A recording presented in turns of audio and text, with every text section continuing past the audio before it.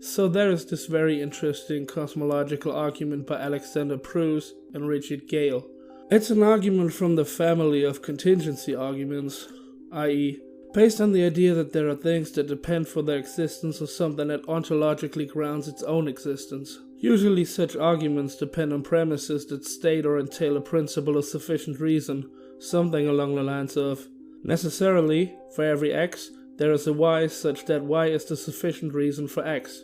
But that's a very strong claim, and critics of the argument may not be inclined to accept such a strong principle. Gale and Pruss therefore propose a much more modest principle, call it weak PSR.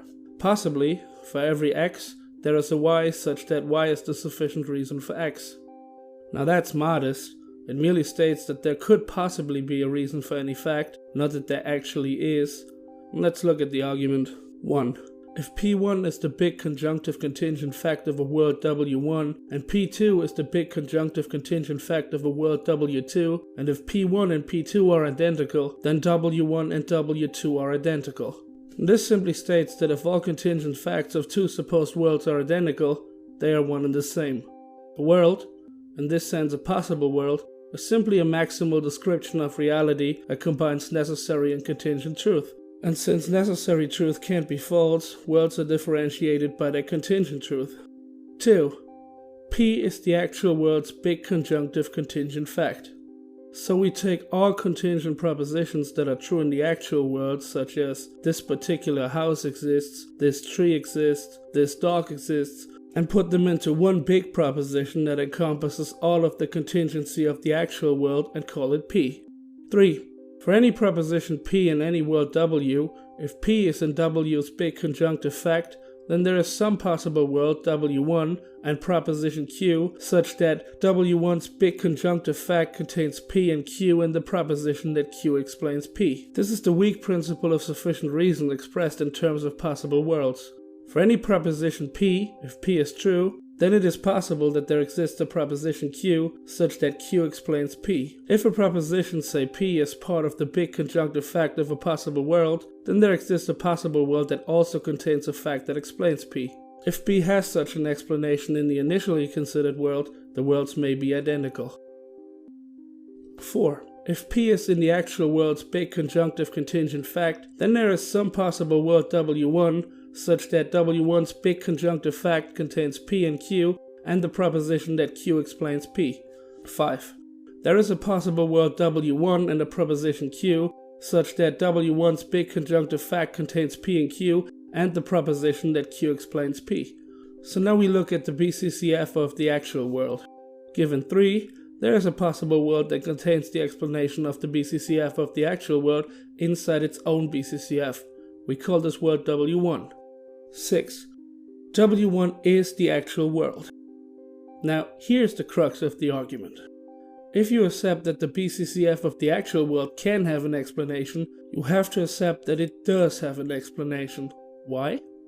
Look at the actual world W and its BCCF P and consider W1 and its BCCF P1. P is inside P1, meaning every contingent truth that's true in W is also true in W1 and therefore in P1. Suppose there were some fact, call it A, that's true in P1 but false in P. Then the BCCF of P1 would contain A, but it would also contain every contingent fact about W, and therefore the proposition not A. But A and not A cannot be both true. So every contingent fact about W is true in W1 and vice versa. And so, they are identical according to 1. 7. There's in the actual world a proposition Q such that the actual world's big conjunctive fact contains P and Q and the proposition that Q explains P. So there is some fact in the actual world's BCF that explains the actual world's BCCF. But what sort of fact is this? 8. Q is either a personal explanation or Q is a scientific explanation. But a scientific explanation is grounded by reference to some law-like proposition combined with reference to some contingent state of affairs, which makes it contingent in nature. But that would include it in the BCCF of the actual world, and it would have to explain itself. 9. Q is not a scientific explanation, and so 10. Q is a personal explanation. But what kind of personal explanation? 11. Q reports the intentional action of a contingent being, or Q reports the intentional action of a necessary being. If the being in question were contingent itself, Q couldn't explain P, the BCCF of the actual world, since Q obviously wouldn't explain the existence of said being. So, 12. It is not the case that Q reports the intentional action of a contingent being, and from 11 and 12 it follows. 13. Q reports the intentional action of a necessary being. What kind of a proposition is Q? Contingent or necessary?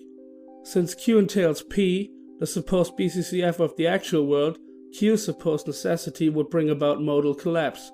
All possible worlds would have to include P and would therefore, as shown, be identical to P, and therefore P would be the only possible world. So Q is itself contingent. Therefore, 14. Q is a contingent proposition that reports the intentional action of a necessary being. Now the argument proceeds through some steps that are really less interesting and less controversial, and arrives at the following conclusion. There exists a necessary being that freely creates the actual world's universe. Now the crux of the argument is obviously that a weak version of a PSR entails a strong version of the PSR, and this strong version actually entails the existence of a necessary being. And while a skeptic will obviously not be very happy with such conclusion, he will have to come up with strong arguments against a very modest version of the principle of sufficient reason, and that's what's so obviously valuable about this argument.